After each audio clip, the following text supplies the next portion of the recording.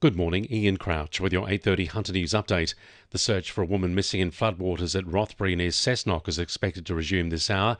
Jessica Warboys is in Cessnock. The 26-year-old Chinese national was a passenger in a Mini Countryman when it became stuck in floodwaters at North Rothbury on Saturday night. The 27-year-old female driver managed to exit safely. However, the 26-year-old woman was swept away. Emergency services, including police and the SES, spent much of yesterday searching for that woman. That search will resume at 8 o'clock this morning. It comes as northern New South Wales is lashed by wild weather. Trees have been toppled by strong winds along the coast, and river rises have put some areas on flood alert. Residents are being urged to keep across SES warnings and to never drive through floodwater. The SES is urging Hunter residents to keep an eye on weather warnings and flood updates, with the region still being impacted by the heavy rain and wind from the weekend.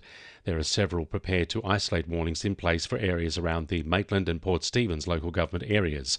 The SES says while the river levels are starting to fall, the impacts of riverine flooding upstream will take several days before conditions improve. Meanwhile, more than 500 homes and businesses remain without power around Laguna due to storm activity over the weekend. Ausgrid says complex repairs won't be finished until around 5 o'clock this afternoon. Meanwhile, limited buses are expected to continue to replace trains on the Hunter line until about lunchtime due to flooding over the tracks at Sandgate. A pedestrian has died after being hit by a car at Medowie. Police were called to Medowie Road about 1:30 yesterday morning to find a man in his 30s with head injuries. He died at the scene. A 21-year-old man who was driving the car was not injured and was taken to hospital for mandatory testing. Police say poor visibility contributed to the crash. The Premier is being called on to address the cost-shifting problem with council coffers struggling. All 10 member councils, as part of the Hunter Joint Organisation, have signed an open letter saying local government can't assume management of all local infrastructure. Member and Mid-Coast Council Mayor Claire Ponton says it's been a long-running problem. We have to manage our budget, so if we don't have the money in the budget, we can't do the work. Across the 10 Hunter Valley councils that are part of the Hunter Joint Organisation, that amount of impost on councils adds up, and we're collectively calling on government to address the issue. New parking rules at Newcastle's Horseshoe Beach come into force from today.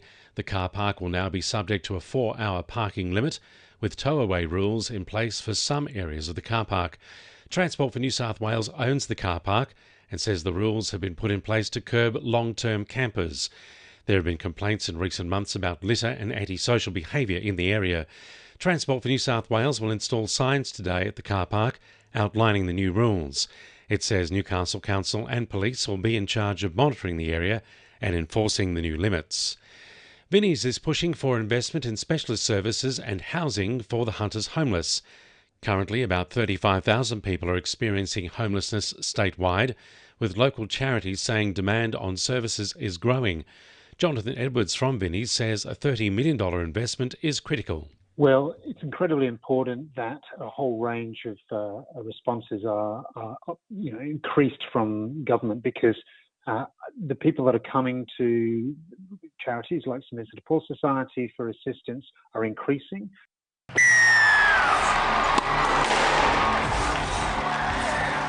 2NURFM Sport. The Knights have continued their hot run of form in the NRLW, running out 18-0 victors against the Raiders in Magic Round. After 4 prior matches on the rain-soaked McDonald Jones Stadium turf, conditions were less than ideal, with both sides taking a while to get used to things. Coach Ben Jeffrey says his side tried to shift their focus away from the conditions. We were hoping for a dry track, obviously, but it is what it is. You can't control it. We talk about effort areas, and that's the thing we can control, and they're paying dividends for the effort they've been putting in. Details for the highly anticipated Australia Cup round of 16 clash between Cooks Hill and the Jets have been confirmed, with number 2 Sports Ground to host the match.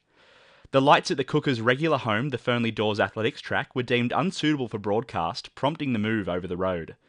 The match is scheduled for Wednesday the 13th, with kick-off at 7:30.